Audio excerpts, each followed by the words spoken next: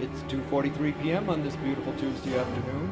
This is WGOV, your publicly funded national radio service. And now for some breaking news. As the final votes are being counted, it is becoming clear that the International Small Arms Treaty known as ISAT will be ratified by the United States Congress. The U.S. will now join the world community of governments which outlaws civilian ownership or possession of firearms. This treaty will end once and for all the reign of terror by those who use the antiquated Second Amendment of the U.S. Constitution as their shield. It's about time. Finally, we'll be safe from guns.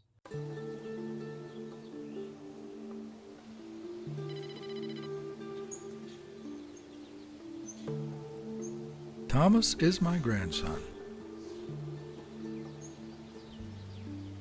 And we've been hiking in these foothills for many years. We've talked about almost everything, and I've worked into the conversations some of the lessons I've learned over my lifetime.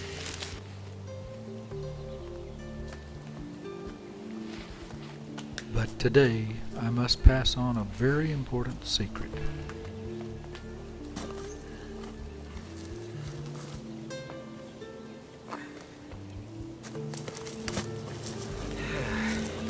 You're about 10 years old now, aren't you, Thomas? Yes, sir. Well, when I was 11, my dad took me hunting for my first time. I took my first deer just a little ways from here. I know. I've told you a lot about when I was a boy, about how we used to hunt. But I had not told Thomas everything, not by a long shot. And the doctor made it clear I didn't have much time.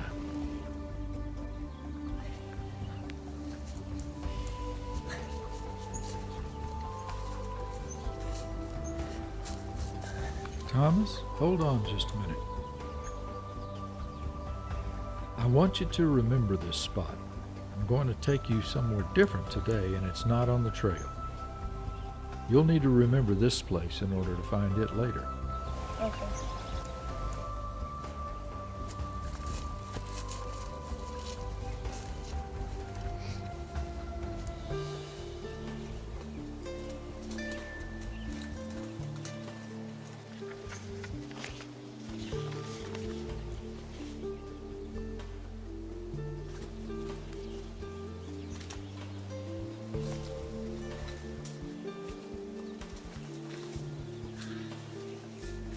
Thomas, let's sit for a while.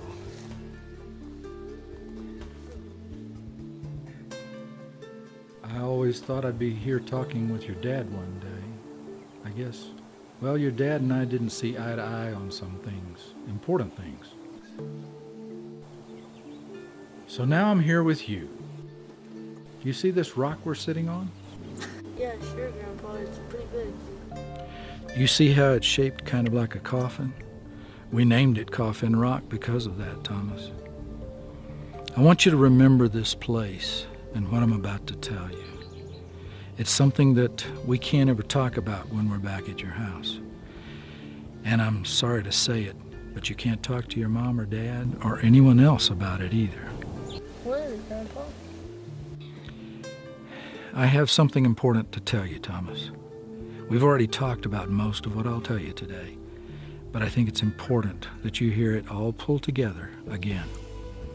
You know I was a history teacher, and I know they don't teach you much real history in your school. Not like what I taught anyway. But this is real history. And some of it is my history. Before you were born, this country was different. I know, I've told you a lot of stories about hunting, about the freedoms that people had when I was young. Looking back on it, we've been headed this direction for generations, long before even I was born. I guess the best place to start is at the beginning of the United States. The people who formed this nation were colonists from England originally, and the first permanent settlement was at Jamestown, Virginia in 1607. Each person had their own reasons why they came to the New World, but freedom from England's oppressive monarchy government was one of them. They were a strong and hardy bunch, but the first few years were very hard, and many of them died. Disease and short supplies of food and medicine took a terrible toll. It took nearly 100 years to get a firm foothold, but soon after that the richness of this new land started giving back its rewards. Then King George and England started taxing almost everything, but the people who had braved the dangers to come here were independent-minded and didn't like being treated as George's slaves. Finally, they decided they'd had enough and declared this a new nation, independent from England. George wasn't willing to let them go, and things went violent. Pretty soon it came to an all-out war. Eventually, the colonists won their freedom, but then it was time for them to set up a new government for their new nation. Have you heard of Thomas Jefferson, James Adams, James Madison, George Washington? Yeah, I've heard of George Washington. He's on the dollar bill, right? That's right. George Washington was known as the father of our country. And he said, "Government is a force. It's like fire, a dangerous servant and a fearful master." Another man, Thomas Paine, said, "Government, even in its best state, is a necessary evil, and in its worst state, an intolerable one." These men knew that government was necessary if their newborn nation was to survive. They had to join together to be able to defend themselves. But they had just fought a war against a power-hungry government in order to gain their freedom, and they were determined to safeguard against tyranny. While they were writing the Constitution and later the Bill of Rights, there were some fierce debates over the exact wording, and the meaning of those words must be taken from that time period. The Constitution describes the government and its powers, but the Bill of Rights is a list of individual and states' rights. I've heard of that. We had to memorize in social responsibility class. We the people of the United States of America, in order to make the perfect union. Well, that is the preamble. At least it's the way it reads now. But the words they teach in school today are not the original words. Today they talk about establishing social justice and promoting the welfare programs for the people and securing our place among the global community of nations. Well, I'm talking about the original Constitution as it was ratified in 1791. Thomas, a constitution is like a rule book that tells how the government will be formed and how it will operate. Other countries have constitutions or founding documents, but the people who wrote ours saw to it that ours was different. Other constitutions describe the rights that the government grants to its people, but ours describe the powers that the people granted to the government. Ours made it clear that the rights and powers of the government came from the people, and every right not specifically granted to the government would remain with the people. Do you know what's in the Bill of Rights? No, sir. Well, the United States Constitution declared that citizens are endowed by their Creator with certain inalienable rights, and the Bill of Rights specifically listed them. The First Amendment talks about 4 rights: the freedom of speech and of the press, the freedom to assemble, and the freedom of religion. The Second Amendment ensured the right of the people to keep and bear arms. Arms? Weapons, guns, Thomas. That's illegal. That's right, Thomas. It is against the law for anyone except the government to have guns now. But it wasn't always like that, and things didn't change overnight. Long ago, they passed a law that said no one could buy a gun unless the government did a background check and said it was okay. Even a lot of gun owners and gun rights people went along with that law, said it was reasonable gun control. Son, if you have to ask someone for permission to do something, then you don't have a right to do it anymore. That wasn't the first, and it wasn't the last, but it moved us a long way toward the end. Yes, it is now against the law for anyone except the government to have guns. You may have also noticed that no one dares to pray in public or speak out or write anything that's opposed to the government or the way things are now. Those were all rights that the Founding Fathers said were given to the people by God, and the government was never supposed to be able to take them away. I once heard of a politician that said, "Never let a crisis go to waste." Well, when the big crash came, it was just what they were waiting for. Economies all over the world were collapsing. All over the world, cities were going up in flames. People were rioting and looting, trying to tear everything down. Governments should have been protecting those people from all the violence and chaos, but instead they sat back and they waited for everything to collapse so they could build what they wanted out of the ruins. Here in America, some people still owned guns, and they dared to use them to protect themselves and their families. Well, suddenly this was a crisis. All of this violence had to be stopped. People were taking the law into their own hands. Every so-called news source used every story about guns to criminalize anyone using them, and if the facts didn't fit their agenda, they edited them. Thomas, when people are afraid, they want security. And sometimes they'll surrender their freedom in order to feel safe. Another one of our founding fathers, Benjamin Franklin, said, "Those who give up their liberty to gain security deserve neither liberty nor security, and they wind up with neither." Times were hard, Thomas, and folks were poor and desperate. So the government started paying people to turn in their guns. People selling themselves and their children into slavery and getting paid with their own money. Then they banned private ownership of guns altogether, and the long process of gathering them up by force was started. At that time, there were still millions of guns in this country. But thanks to all of those background checks, the government pretty much knew who might be holding them. And if that wasn't enough, the government started paying people to turn in their friends and neighbors who might have guns. Maybe my name was on one of those old background check records. Maybe someone turned me in for a bounty. I don't know. But somehow they got it in their heads that I was still holding out, hiding guns somewhere. And they decided to come and get them. Thomas, this happened a long time ago, but I remember it like it was yesterday. Your grandmother and I had just sat down to eat dinner. Dear Heavenly Father, we thank you for all that you have given to us, and especially this good food that we have here today. We ask that you continue to watch over us and guide us. Please keep us safe, Lord. We ask these things.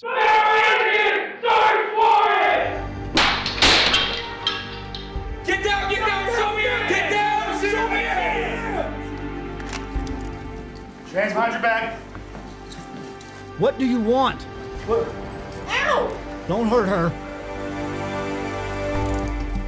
Where are the guns, Frank? What guns? Where are they? I don't know what you're talking about. Take him downtown.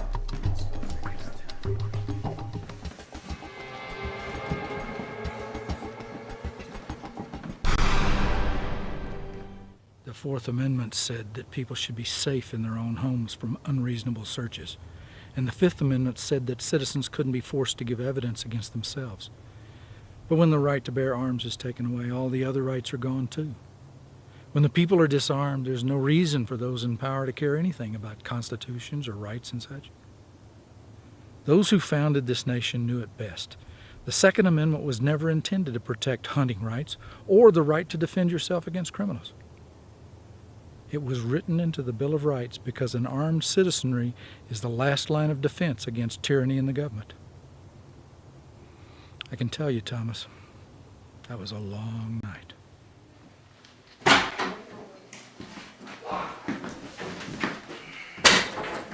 Frank, this doesn't have to be so hard. You just need to talk to us. For the 100th time, I want a lawyer. Lawyer? Lawyers are for criminals, Frank. You'll get a lawyer when we get the guns. You know, think about it this way. You're pulling your family down with you. Ruth's in the cell. Down the hall. How do you think she's going to feel? How do you think all this is going to play out, Frank? Yeah, she's not doing too well. She's just down in her cell crying and crying. I don't think she's going to do too good in prison, Frank. Think about your son. Think about the situation that you have him in right now. How do you think his life is going to be now that everyone knows that he's closely related to a known terrorist? I've heard about things happening like this. Just never thought it'd be the USA. Come on now, Frank. You know you can't hold out on us forever. When we leave, just a little while, there's gonna be 2 more guys that come in here and are gonna sit with you all night. Just tell us what we want to know. Tell us where those guns are.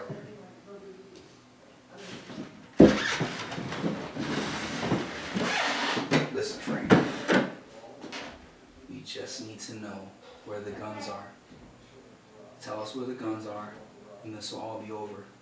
It's just that easy. I don't know where the strength came from that day, Thomas, but I didn't tell them anything. They turned me out just before daybreak. I had to walk and hitchhike to get home. I didn't know it until I got there, but they hadn't arrested your grandmother at all. I found her sitting in the middle of the floor, crying her eyes out. The house was a shambles. She told me they'd torn everything apart looking for the guns. And they kept yelling at her to tell them where the guns were, and they'd go easy on me. She told them to go to the devil.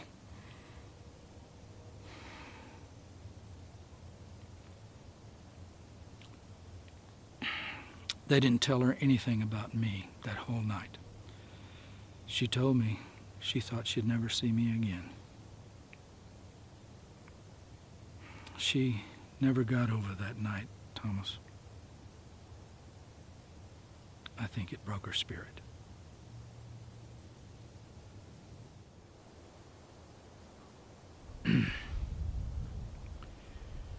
Yes, they had a notion I was hiding guns, Thomas.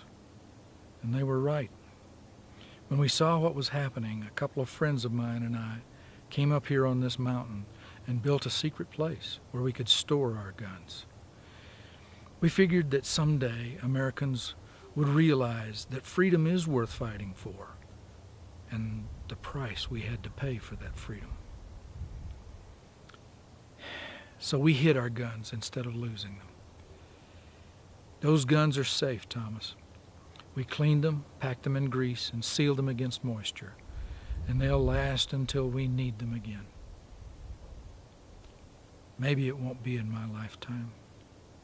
Maybe not even in yours. Maybe someday you'll be sitting here with your son. Tell him about me, boy. Tell him about how America used to be and the way it can be again. Thomas, stand here. You see the way this rock points? If you follow that line for a little over 100 yards, you'll find a big, round, flat rock. Looks like it's buried solid, but a man can lift it with a good pry bar. Underneath that rock is a tunnel that goes right up into the mountain. I could see that Thomas was struggling with this new information, so I didn't press him. It was getting late and we needed to start toward home. We could talk more about it next time anyway.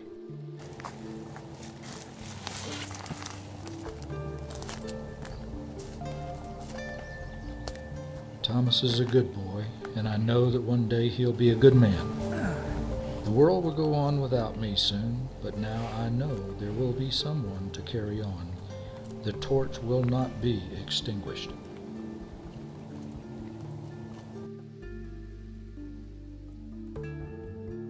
The Department of Internal Security is asking for your help apprehending this man known as Patrick Adams. A spokesman for Homeland Security reports that he has been identified as the source of several subversive underground publications. Did you and Grandpa have a good hike? Yes. Of the People's Republic of North America. You can call Agent Goodwin in the morning. Grandpa told me where it is.